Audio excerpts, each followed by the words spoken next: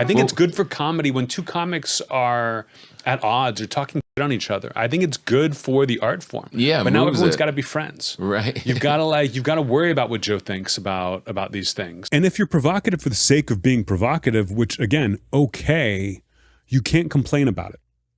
You can't be provocative for the sake of being provocative and be like, why aren't you laughing?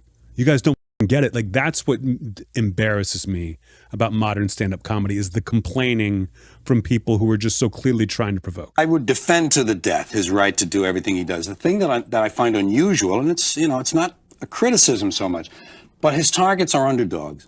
And comedy traditionally has picked on people in power, people who abuse their power.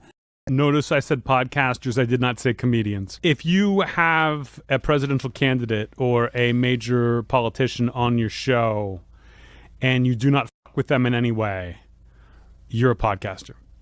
You're not a comedian. If you cancel an entire weekend of shows at the very last second so you can run yourself to Washington, D.C. to interview a vice presidential candidate and then post a picture of your arms around each other, you're not a comedian. But I hate people complaining about cancel culture. I hate comics complaining in general. It's the second comedy boom. It's not going anywhere. People are making more money than ever before. And Dave Chappelle, who's won every award in the world, is complaining that cancel culture is making his job harder. It's like, your job shouldn't be easy. Right. If you're going to make that much fucking money, like, hey, maybe it should be a little hard. You know, I got no issue with that. I love that line. You're a comedian. Do your job. It's just so perfect. I think it's kind of groupthink, and I'm surprised that I'm attacked by saying cancel culture is not a thing. That people that just not parroting what every other comic is saying would somehow be seen as treasonous and not as an individual. Like, I have my own thoughts. Right, I don't exactly. and I would be way more successful. And I'd have way more money if I did complain about cancel culture. If I went the other way that a lot of these guys go. And I think it's stupid, and I'm happy to fight about it. Yeah. I think it's good for comedy when two comics are at odds or talking shit on each other. I think it's good for the art form. Yeah, but now everyone's got to be friends. Right. You've got to worry about what Joe thinks about these things. Yeah. And have Joe mediate fights. And I like Joe, but I don't get the whole, like, stand-up comedy. I got into it because you get to do it by yourself. Right. You go on stage alone. Yeah, with your audience. Yeah. So these, like, well, let's get a group together. I never understood it. I know, I'm the same way. I have a real hard time with it. I don't want to be a part of a club. No. And what's so ironic is that if you're not in step with every aspect of what they're talking about, then they kick you out. Well, how anti-comedy is that? Yeah. you know what I mean? Because you don't think the way we all think. Right. It's like, how is that? Yes, exactly. Shouldn't I be celebrated for thinking differently? Exactly. Isn't that the point of comedy? Is to think differently from everyone else? Yeah, isn't that why we're all friends in the first place? Because we think differently? Yeah. He gets freaked out about the environment. He gets freaked out about the pollution patch. While he's in a throne. We were super high. We were super high in the green room. Sent them a script. They send their script, like their Punch Up script. Right. Combine the two. Yeah, you're like, that's good enough. Kind of. That's great. I'll tell you what. No reason to work on this anymore. It's just the most watched thing ever. First and foremost, all you should be saying is thank you, Bert and Tom. Because without us, it is a bunch of people doing the exact same thing. Right. Like, we broke up. We definitely. Yeah, thank you it to was Kim Kardashian. It was a comedy up until you guys started. And then you guys got to really change the tone a bit. You had to make everybody appreciative of laughter. I had no idea. I told him this. I'm still living in oblivion. I had a blast. I think we did great. I've not met one person that did not like what we did. I mean, it was Bert Kreischer, Tom Segura, his wife, and then Russell Peters on there. He's great. And I love seeing Russell because, you know, he always busts my balls. But Russell, last time he made like a joke, a fight joke or something, because he went on after me. And he did that to Laugh Factory. He always makes a joke. And I was like, God, it's brutal, man. And I said something to Rogan. I'm like, God, fucking Russell kind of bust my balls, man. It kind of hurt my feelings. And Rogan's like, whoa, that's what we do, man. Yeah. That's it's like the locker room. That's what we do.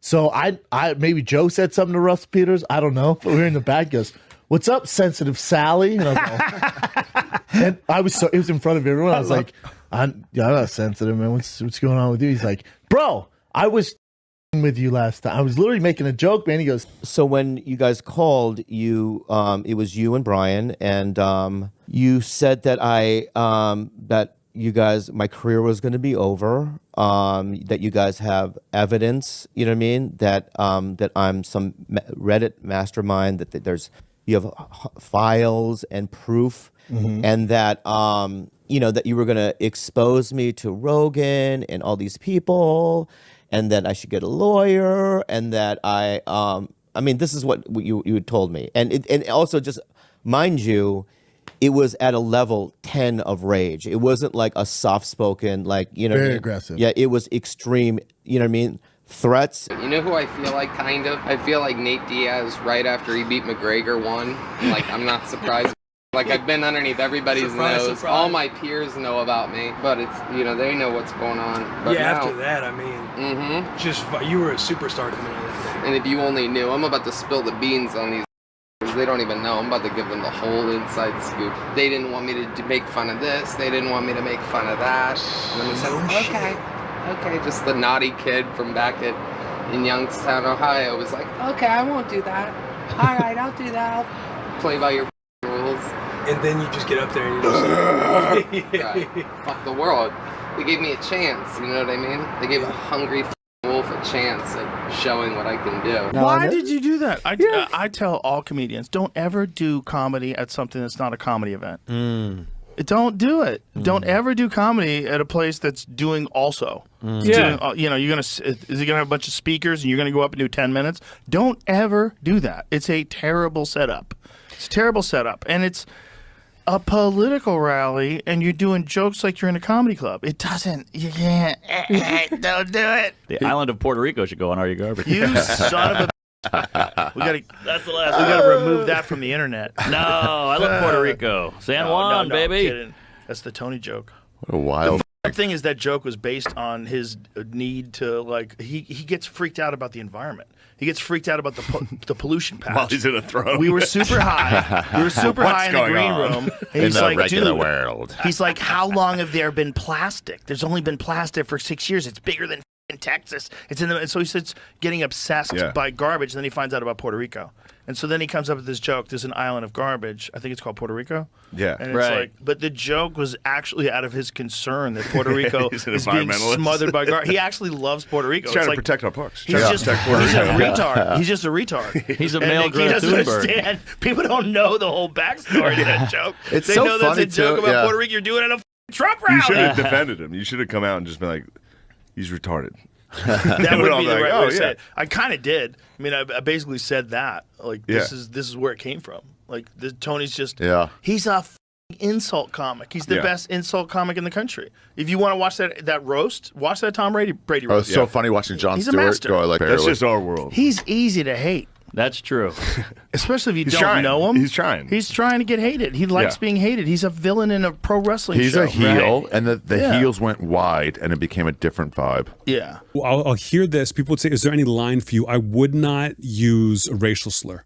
I would not use an anti-gay slur. And I will make gay jokes. I will make racial jokes.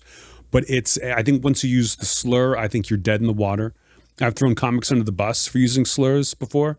Because I just think it's got no business in stand-up comedy. So I would never do that. I wouldn't call it a line, because I'd be happy to talk about these subjects, but you have to do it in a smart way.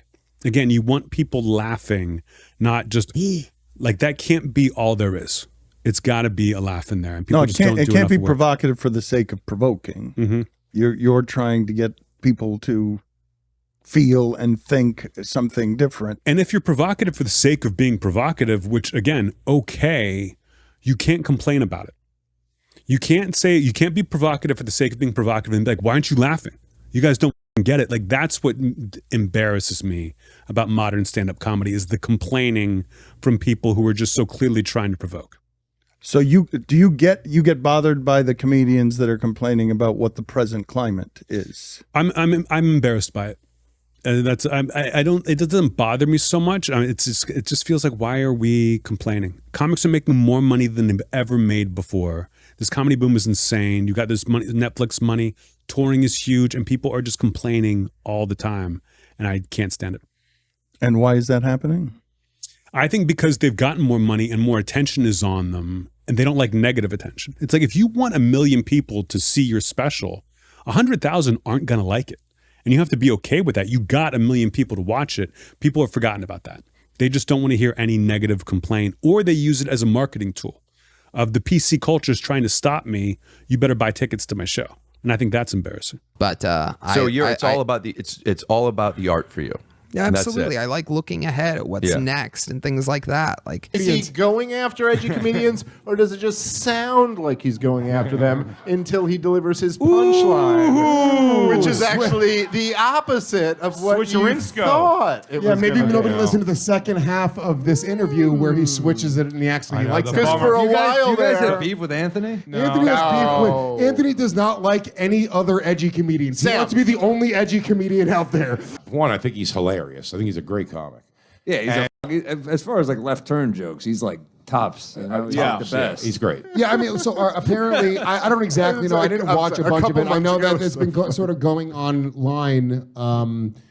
Is people talk? I guess Anthony took a shot at Joe Rogan and his podcast listeners in a special. I didn't hear which this. I heard the joke. It's really not like people are. It's a misdirect joke. It's just a bit. That's all. It's in the set. It's in the special. Yeah.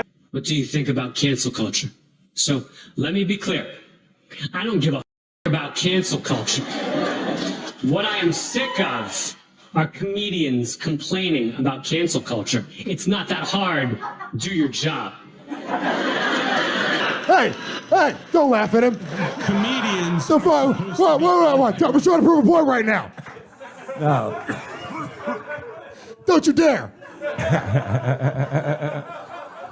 Hold on. So far, I'm just enjoying it. I know. God damn it, dude. Let me say this too. I watched the Such a good special. comic. It's very, very good. No, he's a good comic. I bet. I'm going to text Anthony after this. I watched your special on Legion of Skanks. It's great.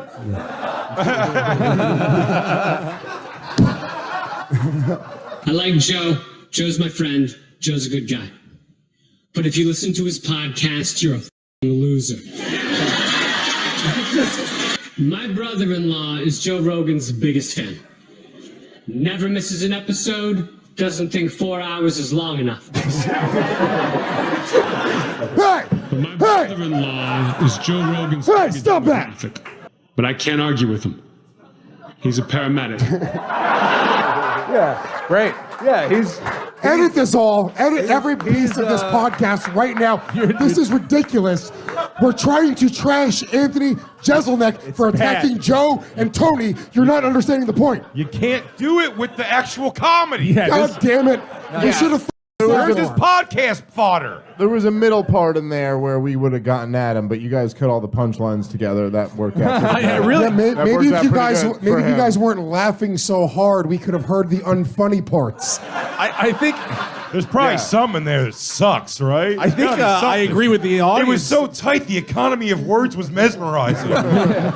We can't wait for you to have Anthony Jeselnik on the podcast. I'd love to have him on. I swear on my son's life, like us. we would love to have him on. He thought the Brady roast was a big moment, even though I think those jokes were hack as hell. Ooh. This is all Jeselnik. Yeah. Hopefully. So when I ask him later how he's thinking about the comedy after Trump's election win, he says that his job is the same whether it's raining or shining. Everything is an opportunity. His opinion of Hinchcliffe remains unchanged. He is a troll basking in the shadow of Joe Rogan. Wow. To be fair, Joe Rogan's shadow is pretty tiny. There is no... It's like he's a small guy. He's not a big guy. It's wider than tall. Yeah, it is wide.